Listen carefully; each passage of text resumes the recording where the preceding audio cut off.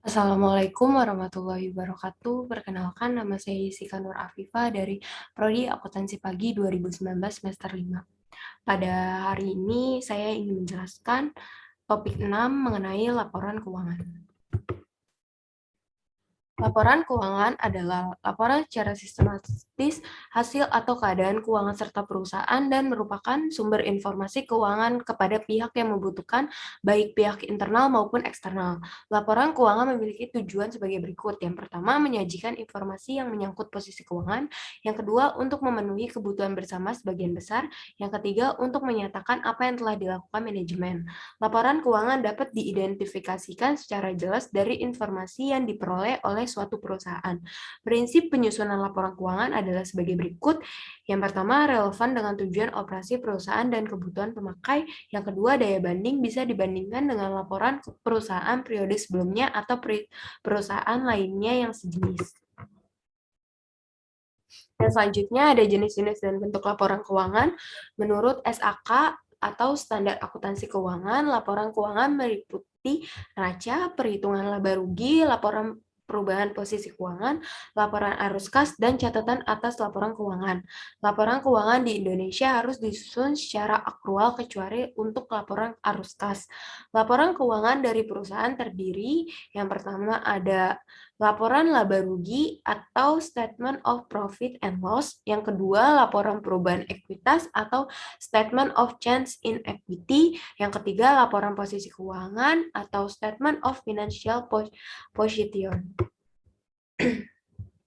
Dan selanjutnya, laporan laba rugi adalah bagian dari laporan keuangan suatu perusahaan yang dihasilkan pada suatu periode akuntansi menyajikan hubungan antara pendapatan atau penghasilan dan beban dari entitas.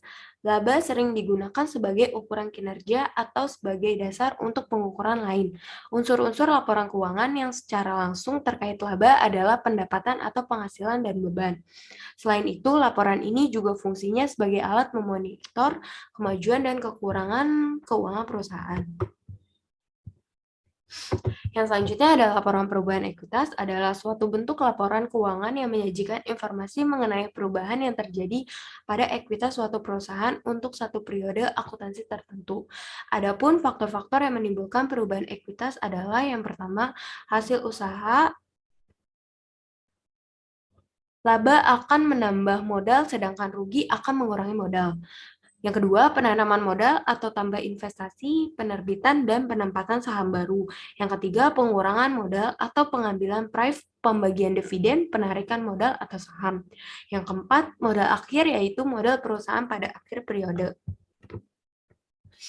Yang selanjutnya, laporan posisi keuangan atau sering disebut neraca adalah suatu bentuk laporan yang menyajikan informasi mengenai perubahan posisi keuangan berupa aset, kewajiban, dan ekuitas pada suatu perusahaan untuk satu periode akuntansi tertentu. Suatu bagian dari laporan keuangan suatu perusahaan atau entitas bisnis yang dihasilkan dalam suatu periode akuntansi di mana menunjukkan posisi atas keuangan perusahaan pada akhir periode akuntansi tersebut yang bisa menjadi dasar dalam menghasilkan keputusan bisnis. Unsur-unsur laporan posisi keuangan yang pertama, aset atau aktiva, yang kedua, kewajiban atau liabilitas, yang ketiga, ekuitas atau equity. Langsung aja kita ke prakteknya di Excel. Yang pertama, untuk di sheet laba rugi, di sini saya udah buat. Untuk judulnya seperti ini, PT FEBRC laba rugi per 31 Desember 2020. Untuk kolom itu ada kode akun, nama akun, jumlah, dan total.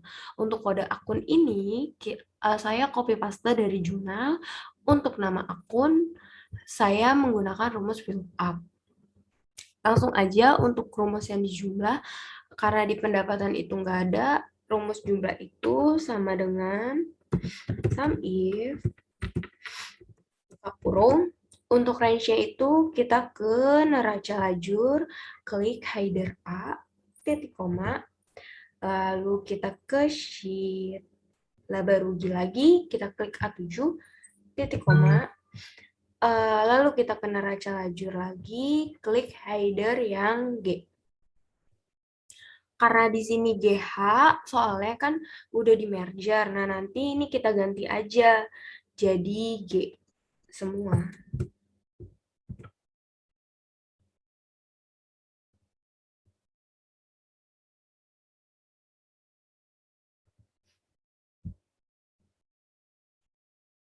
Dari ulang aja, rumusnya sama dengan sum if, buka kurung. Untuk range-nya itu, kita kenal lajur, kita ke header A, titik koma, terus kita ke sheet laba rugi, kita klik yang A7, titik koma, terus ke neraca lajur lagi, klik yang header GH. Untuk ini, kita ke neraca lajur, klik yang header yang G. Di sini kan GH, nah ini kita ubah aja jadi G. Kenapa GH? Soalnya kan udah di merger. Kurang tambah. Ini rumusnya copy paste aja.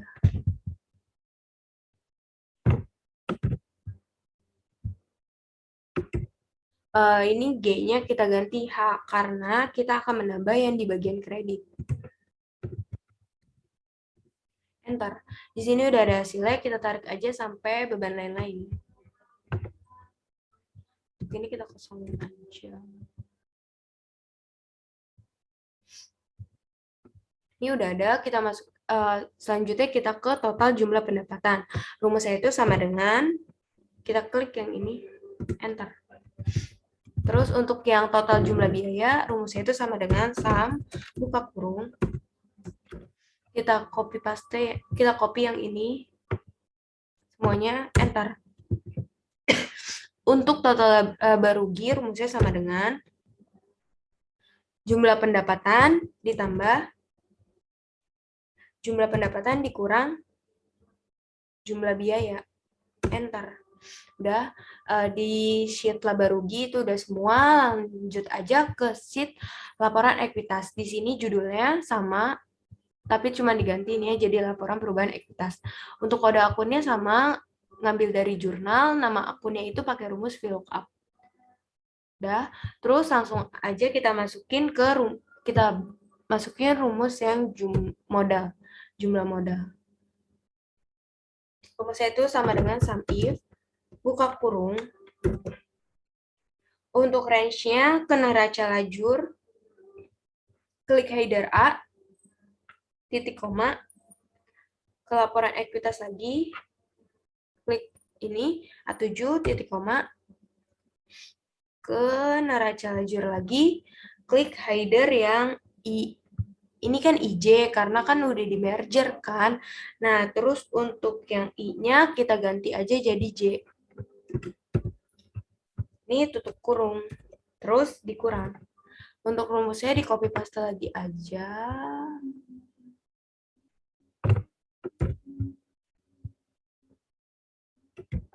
Ini jangan lupa J-nya diganti I karena dikurang debit.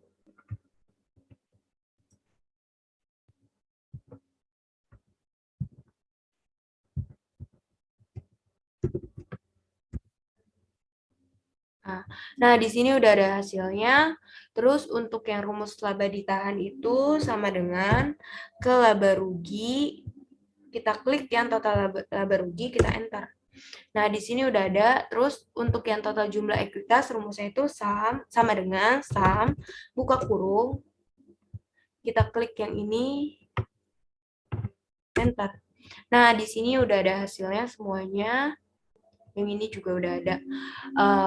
Untuk topik 6, itu aja yang saya mau jelaskan. Kurang lebihnya mohon maaf jika ada kesalahan. Wabillahi taufiq wal hidayah. Wassalamualaikum warahmatullahi wabarakatuh.